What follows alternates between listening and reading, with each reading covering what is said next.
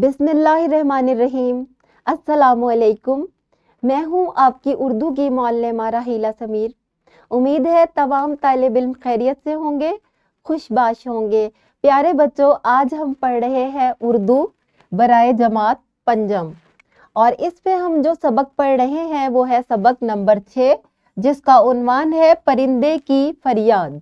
और इस पे जो हम हासिल ताल्लुम पढ़ रहे हैं आज, वो है ज़बान शनासी से मुतालिक साबकों और लाहिकों का दुरुस्त इस्तेमाल कर सके। प्यारे बच्चों, इससे पहले कि हम आपको समझाएं कि साबके और लाहिके क्या होते हैं और उनका दुरुस्त इस्तेमाल कैसे करते हैं, हम एक छोटी सी सरगर्मी कर लेते हैं। सरगर्मी ये है कि आपने कुछ ऐसे अल्फाज बनाने हैं जिनके शुरू में नून अलिफ ना आता हो।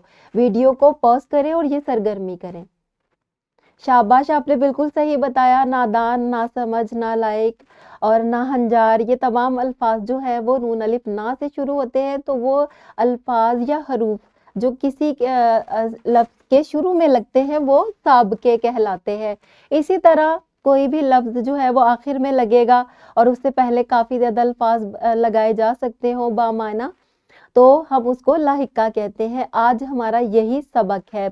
इसी तरह देखिए, शिकन जो है एक लाहिका है जो अल्फाज के आखिर में आता है। शिकन का मतलब होता है तोड़ना। तो वादा शिकन, वादा तोड़ने वाला। कानून शिकन, कानून तोड़ने वाला। हौसला शिकन, हौसला तोड़ने वाला। तौबा शिकन, तौबा ना करने वाला। बुत शिकन, बुत तोड़ने वाला।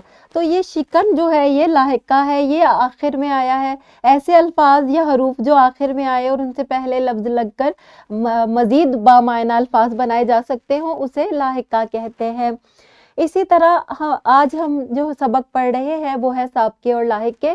सबसे पहले हम आपको बताएंगे कि साबके और लाहिके की तारीफ क्या है।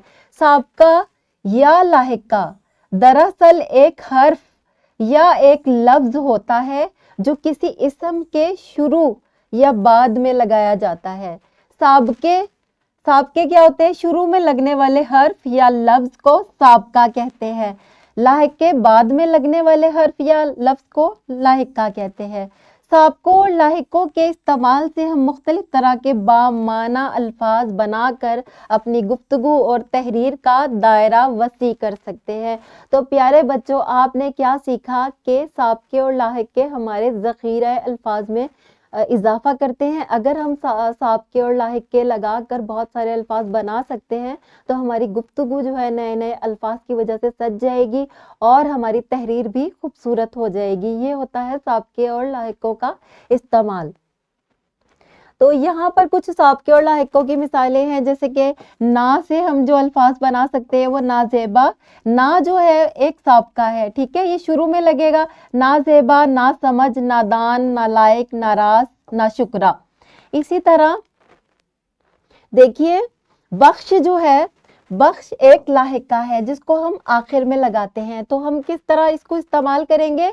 हयात बख्श, सेहत बख्श, ईमान बख्श, यानी कि जिंदगी देने वाला, सेहत देने वाला, ईमान बख्श, ईमान ताज़ा करने वाला।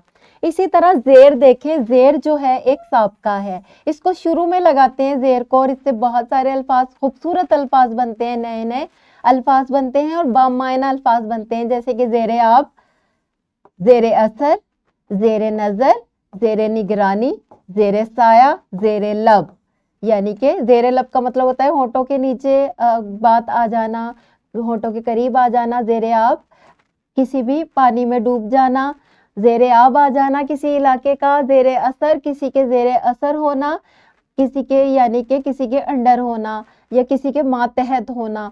तो ज़ेर नज़र का मतलब है किसी की नज़रों में होना। ज़ेर निगरानी, किसी की निगरानी में होना। ज़ेर साया, किसी के साये में होना, किसी वालिदैन या किसी बड़े के जो है निगरानी में होना। इसी तरह ये देखिए, पसंद जो है वो लाहिका है। तो पसंद आखिर में लगाकर हम कितने सारे अल्फाज बना सकते हैं। मसलन من پسند، شہرت پسند، ترقی پسند، شرارت پسند، تنہائی پسند، قناعت پسند، شر پسند، دل پسند۔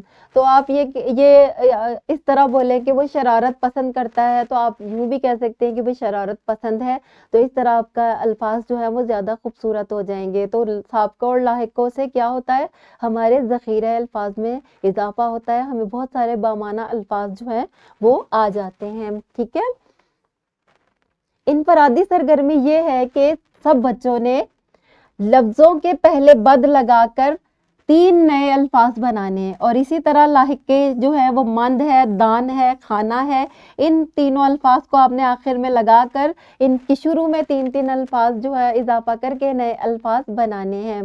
گھر کا کام آپ کا یہ ہے کہ درج ذیل سابقوں اور لاحقوں سے نئے الفاظ بنائیں اور اپنی گفتگو اور جملوں میں آپ نے استعمال بھی کرنا ہے، جیسے کم، بے، ہم، فہمی، زار، کھانا۔ اس میں سے چن لیجئے گا کون سے جو ہے وہ سابقے ہیں اور کون سے لاحق کے ہیں۔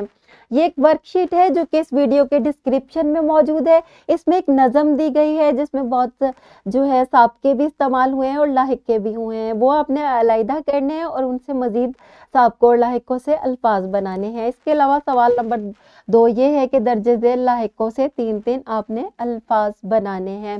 تو پیارے بچوں، آج ہم نے کیا سیکھا؟ آج ہم نے سیکھا سابقوں اور لاحقوں کی تعریف کیا ہوتی ہے، سابقوں اور لاحقوں کا استعمال کس طرح کرنا ہے، سابقے اور لاحق کے جو ہے ان سے نئے الفاظ کیسے بنائے جا سکتے ہیں۔ مجھے امید ہے تمام طلبہ کو آج کا سبق سمجھ میں آ گیا ہوگا۔ ملتے ہیں اگلے لیکچر میں، تب تک کے لیے اللہ حافظ۔